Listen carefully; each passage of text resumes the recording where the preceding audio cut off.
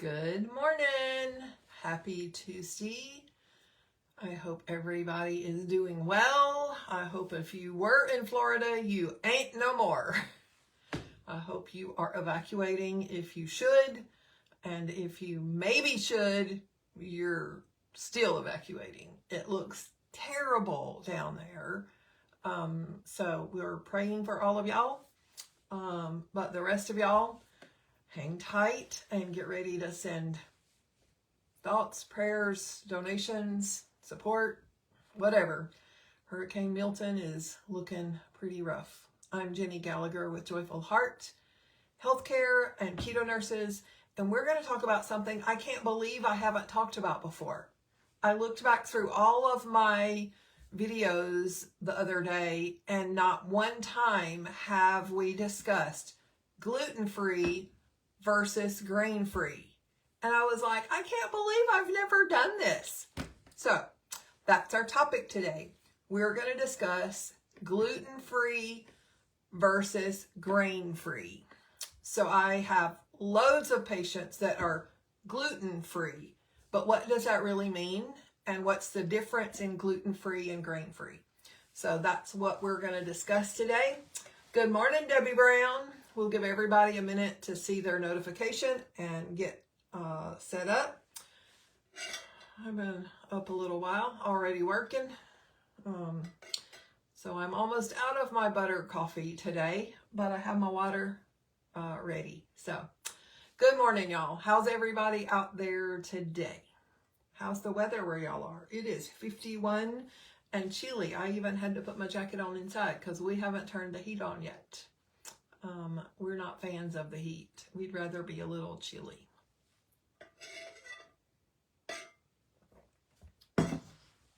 So, good morning, good morning. Questions about gluten-free, grain-free, questions about why, questions about what it means, like any kind of questions y'all have, feel free to type those in the comments. You can feel free to hit the share button. After we're done, you can copy and paste the link to someone in a private message or even in a text if you want to share that way. But we're going to talk gluten-free versus grain-free. So first off, we got to back up a little bit and define a few words. So first off, what is gluten? The first thing we have to understand is that, let's see. Debbie says prayers for Florida, North Carolina, Tennessee, and yeah, totally, I get it. It looks really rough out there. Yesterday morning, early when I first saw whether Hurricane Milton was a Cat 1 and by lunch it was a Cat 5. I've never seen a hurricane develop that fast into a Cat 5. Never. And I've lived a long, long time. I'm old and I get it. I vividly remember lots about Hurricane Camille when I was a little bitty girl. And of course, as we've watched lots of other hurricanes and seen history about Hurricane Camille, I've learned more about Camille. So, yeah, I've never seen a hurricane develop that strong, that fast. So Milton is going to be a booger. Anyway, let's define gluten so we understand what gluten is and why it's a problem. So we're talking gluten-free versus grain-free. So gluten is a protein that is a problem for some people to digest. So if you think about other things that people consume, peanut butter. Some people have a peanut butter allergy. Why? Because there are certain proteins in that peanut butter that trigger an allergic response. Okay? If you are allergic to eggs, why? There's a certain protein in that egg that triggers an allergic response. So for people that have celiac disease and a confirmed allergy to gluten, that protein, that gluten, triggers an allergic response. Now, not everyone that eats gluten-free is always allergic, okay? So on the spectrum of allergic to not allergic, you have a wide variety of responses that a body can have. So you can be, to gluten specifically, most people are not deathly allergic. It causes severe illness, mostly very bad belly upset. Usually it's terrible belly cramping, usually diarrhea, sometimes even bloody stool is associated with severe celiac disease. Malnutrition often is a severe result of long-term celiac disease that goes on before it's discovered, before it's found out, because a lot of people are embarrassed or not able to convey what's going on with their digestion, especially kids, youngsters that are having trouble with their bowels. They won't describe it. They won't tell their parents, their teachers, their nurses, their doctors. They won't explain it, or they don't know how. And so a lot of times celiac disease goes undetected for a long, long time, not just a few months, but often a few years. And so a lot of times these patients have really wrecked digestive tracts before celiac disease is found. So that's the worst end of the allergic response, is terrible, terrible, terrible digestive symptoms, causing severe malnutrition, maybe bleeding, maybe all sorts of diarrhea, loose stool, malabsorption, all the way over to absolutely no problems whatsoever. Nobody's allergic, nobody's having problems over here, it doesn't bother you. But all the way in between that is this huge spectrum of what we call sensitivities. That doesn't mean you're allergic. It just means that for some people, gluten or some of those grains that contain gluten cause various reactions. Sometimes they're not even in the gut. Take me, for instance. When I eat wheat products, I have hip pain. My left hip arthritis, my osteoarthritis, old age arthritis, my degenerative hip arthritis flares up. Okay? That's not an allergy to wheat. That is a sensitivity because the wheat triggers an inflammatory process, so I avoid wheat. Okay? I avoid most grains all the time anyway. But if I am in a restaurant or a crowd, a big family gathering, church gathering, I might not know everything that's in a food product, and so I might take a chance eating certain things and not know it has a grain in it. Okay? If it has any chance of having wheat, I'm not going to consume it because of the pain associated with wheat intake for me. It usually lasts about 10 to 14 days. I don't want to limp that long. So I choose to avoid wheat at all costs. Other grains I'm not as sensitive to. So if there's a food at a church dinner or restaurant or something, I might have a little bit of something that's a riskier food. I'm just not going to eat a ton of it if I think it might have something in it I shouldn't have. But it's not going to be a risk because of the grain or the gluten causing my hip pain. It's going to raise inflammation maybe. It's going to raise my glucose. It's going to raise my insulin. But I know how to get those down. Like I can work on that later. Okay? So that's different. Gluten causes severe reactions for some.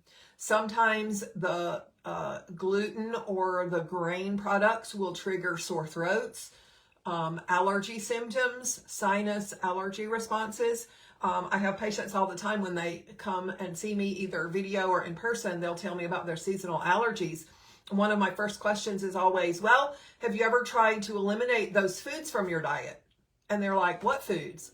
The foods you're allergic to. If you're allergic to plants out there in nature, have you eliminated them from your dietary intake? And they look at me like I have three heads. because that thought has never crossed their minds. But if you're allergic to pollen from the trees, flowers, and vegetables, and you eliminate that food from your diet, guess what happens when the pollen gets activated the next season? You're less likely to react. It's a simple math equation. You take away the reaction, the allergen, you remove the reaction, okay? So understanding where the problem comes from is key. There comes the train. I don't know if it's going to scream when it goes by. So gluten is a protein that causes a variety of allergic to sensitive reactions among people, okay? Usually it's a gut problem, and for some people it's an inflammation problem, and it will impact various symptoms. For some people it's a skin problem, eczema, psoriasis, those kinds of things. Sometimes it is hair falling out. I have lots of patients with thinning and falling hair. And they struggle to get hair loss under control. We work on iron, we work on thyroid, we work on vitamin D, we work on inflammation, but until they give up grains, they often won't see any improvement in their hair loss because gluten is causing a problem for them, okay? Alicia says, do sensitivities ever cause muscle tightness or knotting up? Yep, it sure does. For many patients, because every system can react to the inflammation. We don't know which system is impacted by which gluten product in individual people.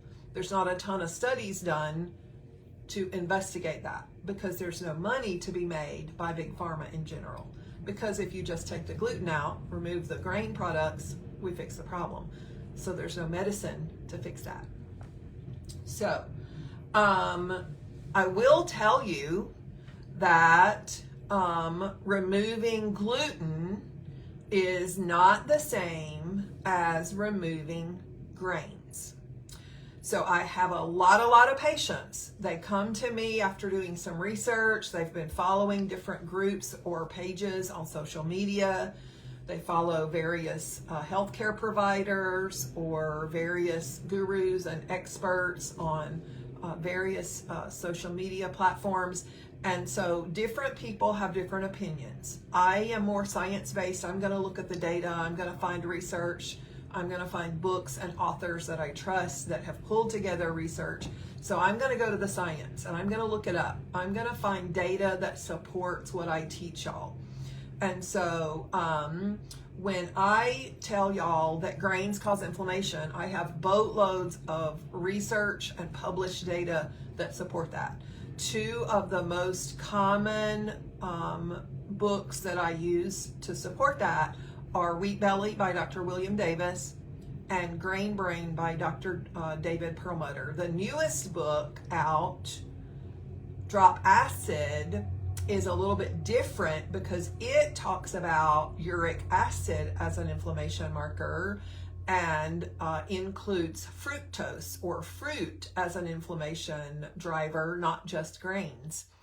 People don't like it when I say that, but inflammation is driven by sugar just in general, not just gluten or grains. So that is a whole other ball of wax. But those are three great books. If you want to look at the data, they all three have references listed in the back of their book to support the documentation and claims that they make. So you can look up all the research and data you want. You can use Google Scholar, you can use Google, you can use any search engine you want.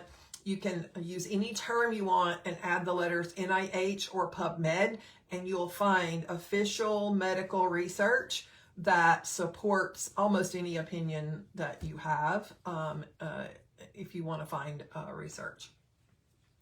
But gluten does not impact everybody.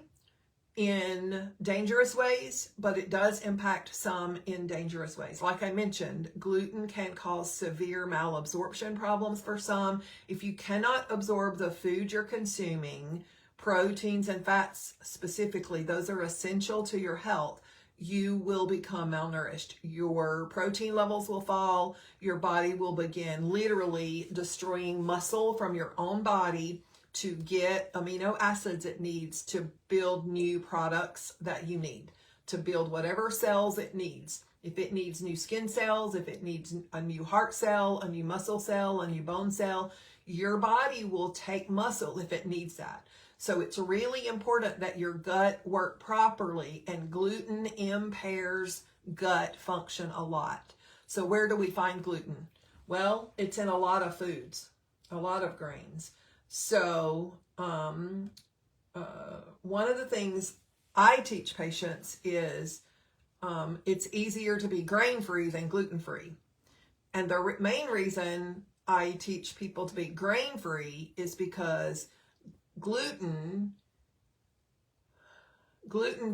products, if you go into the store and you say, okay, I'm going to eliminate gluten, I'm going to buy some gluten-free stuff, what you buy is going to be a bunch of processed food that has very poor nutrient density, no nutritional value, and all they're doing is putting other grains and other carbohydrates in. Often gluten-free products have higher carb content than their grained product, and they often contain extra preservatives and extra unhealthy fats because they're trying to make up for not having the grains in them. What does gluten do? It is glue. It literally, if you've ever tried to make a low-carb bread and you used to make regular wheat-based bread, you know the difference. Literally, low-carb bread crumbles in your hands as you're trying to knead it. As you're rolling it around, it just doesn't hold together well. Gluten is the glue to various grain-based products. It literally works to hold and bind the ingredients together. And so that protein is hazardous to a lot of people in various ways. Not everyone's allergic. Like I explained before, some people are just sensitive in a variety of ways. For some people, it's a mild sensitivity that doesn't cause much trouble. And for others, it's a pretty severe reaction. No matter the reaction to the gluten that your body has, you still have a glucose response, an insulin response, and remember that all grains, glutened or not, break down into phytates, and phytates block iron and protein absorption. They block other nutrients as well, but those are the two main things that we absolutely have to have for survival. We have to have iron, we have to absorb protein. So if we're reviewing lab results for you and your protein levels continue to run on the lower end of the range, they're just not coming up, then one of the things you may want to reevaluate is your grain intake. How many grains are you consuming and how often? If you consume grains even twice a month, every 2 weeks, it takes about 2 weeks for that grain and inflammation response to clear your system. So even if you're having grain servings on occasion, the phytates from those occasional grain intakes are blocking nutrient absorption for almost 2 full weeks. That's not good for us. That's not healthy at all. So gluten comes in wheat. That's the most common wheat gluten source. So that's why you'll find wheat-free, gluten-free types of products. You'll see pasta that's had wheat removed because that's a real common problem. But wheat, barley, rye, farina, spelt, kamut, wheat berries, farro, couscous, and triticale. All of those are products that contain gluten in their raw form. Now, you might want to avoid those particular products because of gluten. But like I mentioned, other products that are gluten-free are still hazardous to your health. So you want to be really careful. Other products that contain gluten that you might not be aware of include soy sauce. Did y'all know that soy sauce almost always contains a wheat-based ingredient in there? Many barbecue sauces contain wheat. Many of your salad dressings contain wheat or a wheat-based oil. A lot of your marinades, creamed sauces, like if you're using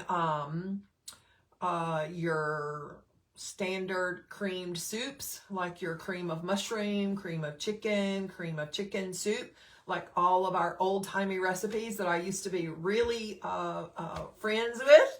I used to make boatloads of those casseroles using those soups in my recipes as a young mom, because those were really easy recipes.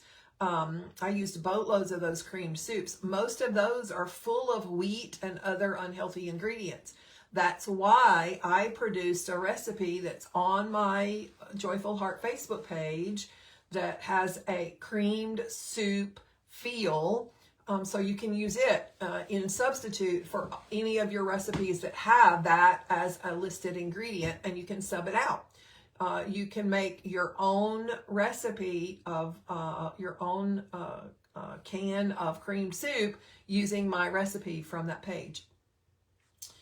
A lot of your gravy mixes, a lot of your spice blends. I had no idea when one of our granddaughters was born. She had a wheat allergy. We didn't know it till she was a little bit older, but we found out she had a wheat allergy. We started reading labels. I had no idea that taco mixes, almost all of the gravy mixes, the spice blends, like most of the jars and bottles of shakeable spices that we cooked with, lots of them use wheat as an anti-caking agent.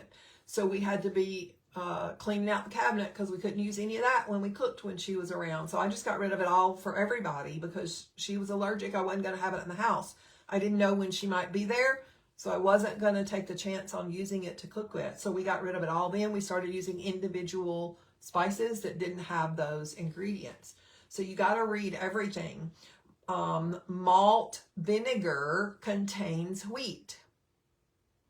So regular acetic acid vinegar does not contain wheat, but malt vinegar does. Some of your ketchup products will contain wheat. So you have to read your labels. Alicia says, do they have to list wheat? They do. And if they prepare that product in a factory that processes wheat, they now have to list. The FDA requires that they list prepared in a facility that processes wheat or other wheat products. So like even oats, for them to say on their label gluten-free, they have to get certified to say that. So if we know oats are gluten-free, like oatmeal is gluten-free just by nature. God made it wheat-free, gluten-free. Okay, there are no gluten molecules in oats. However, if the oats are processed in a plant that makes bread, for instance, or some other wheat-based product, maybe a granola bar, then that oatmeal might be cross-contaminated with wheat. And so some people that have severe celiac could react. So the FDA several years ago mandated that for you to say on a label, for you to stamp gluten-free on there, you have to specify that your facility is wheat-free, gluten-free. So that is a requirement by the FDA. So you can read your labels and be assured if it is gluten-free, it really is. And that's some measure of reassurance.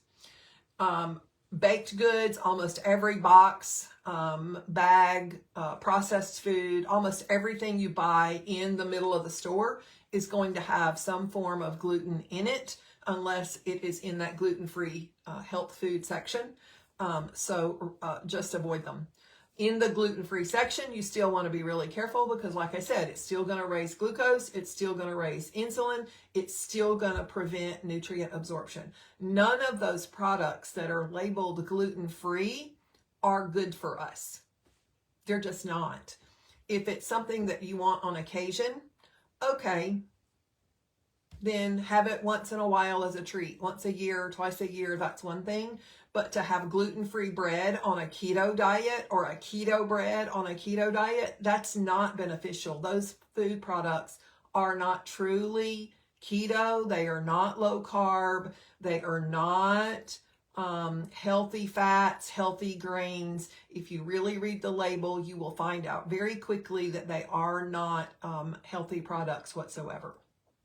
Okay, so you want to read labels very carefully. Even though it says gluten-free, it's not healthy, it's not grain-free, it's not low carb, it's not seed oil-free. It's still very inflammatory and very unhealthy just in general. Okay, watch out for chips. Watch out for some of your energy bars, your snack mixes, your granola bars. Many of them do say gluten-free, but they aren't all grain-free. So be really careful with that.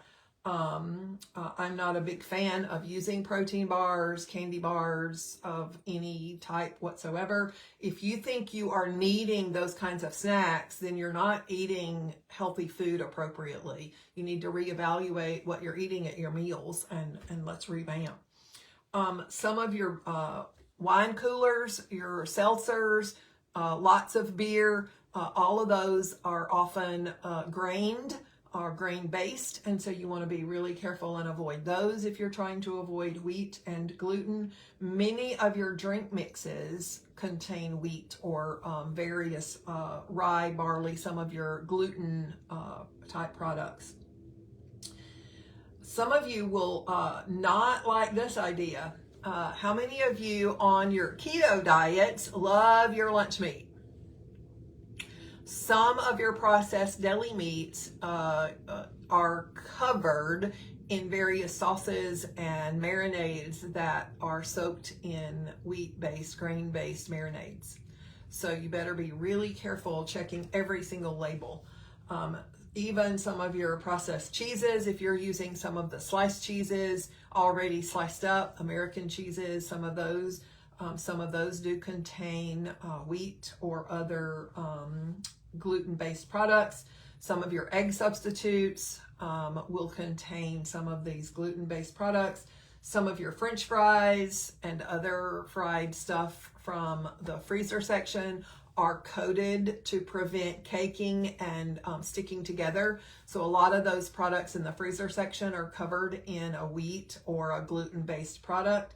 Of course, a lot of your breakfast cereals and soy products, tofu products, plant-based products are covered up in wheat and other gluten products. So you just want to be really aware and careful. Read labels very carefully. Make sure if you are trying to be gluten-free that you're fully aware of the other unhealthy products that are being put in those foods and that you're using them minimally and appropriately to fit your specific health needs, and that you're not just eating them simply because, well, I can have this because it's gluten-free, even though there's 30 grams of carbs in that item and you're still trying to fix your insulin resistance. 30 grams of carbs in one food item is not going to help your insulin resistance. So you have to think about your specific health goals and what you're aiming for. If your only problem is your grain problem, then okay, you can tolerate 30 grams of carbs.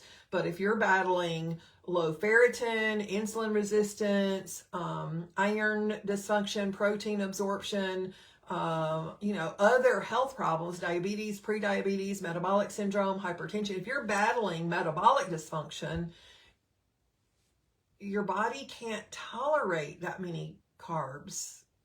It just can't, because those carbs are going to break down to glucose. That glucose is going to raise insulin. That insulin is going to store fat. That fat is going to push on hormones. Those hormones are going to be out of balance even longer. So that's the simple chemistry story, but it's way more complex, and you know that based on your symptoms. So it's really important that you understand the difference between gluten-free and grain-free. Gluten-free is not healthy. Grain-free is the best way to be. That's what it boils down to. Anybody got questions?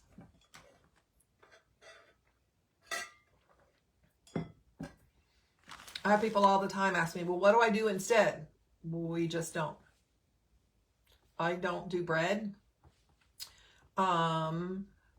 We just don't do bread. I probably haven't had bread in 13 years, 12 years. Okay, we just don't do bread. My husband does occasionally buy the keto bread, and he occasionally will have keto toast. It's not low carb, but that's his choice. Okay, he will occasionally make me toast, and it usually sits on my plate and goes in the trash because it's not worth it to me. So we all have to make our choices, and I can't make him eat what's better for him. He gets to make his own choices. So you get to make your own choices. Okay? Know what causes your disease. Know what makes your disease get better, and then just make better choices. That's what it really boils down to. It's a journey. Every day we get to make a choice, and if you mess up today, that's okay. Do something better tomorrow. Debbie says, we love chaffles. Yes, chaffles are great. If you don't know what chaffles are, you can Google chaffles. It's mozzarella and eggs. Some of them even have chicken and mozzarella. Like, you can use all sorts of recipes to make a bread type product. I posted a picture and a reel Saturday. We made pigs in a blanket. I rolled up chopped up weenies. We had hot dogs that we sliced into pieces, and I rolled them up in pizza crust dough that I make. It's a low carb pizza crust that we've been making for close to 10 years. And they're delicious. We've been eating on the leftovers this week. So yeah, there are lots of options. My friend Christy Sullivan has multiple cookbooks. I don't make a dime from pushing her books, but she has some great recipes in her books. This is one of the littlest ones she has, but I like it probably the best because it's crazy busy keto, and all of the recipes in here are very quick and easy to make. Like this one right here, 5-minute lasagna. Like who can beat 5-minute lasagna? Like really? Really? So it's really easy. The back is keto on the go. And so this recipe book is really, really easy. If you want to learn to eat low carb, this is one of the easiest books to use. She's got like 4 or 5 cookbooks. I have all of them, I think. Well, I used to. I loan them out all the time, and sometimes I don't get them back. But great cookbooks. She has websites and a whole cooking community. You can follow her on social media. She's got some great resources if you're just learning, but check her out if you want. Other websites we like are lowcarbyum.com, alldayidreamaboutfood.com. ditchthecarbs.com is now thinlicious.com. Those are the ones that come to my mind right off the bat. And then I have a few recipes on my website, joyfulhearthousecalls.com. So, yeah. Happy fall. I'm out. I'll see y'all next week. Bye, y'all.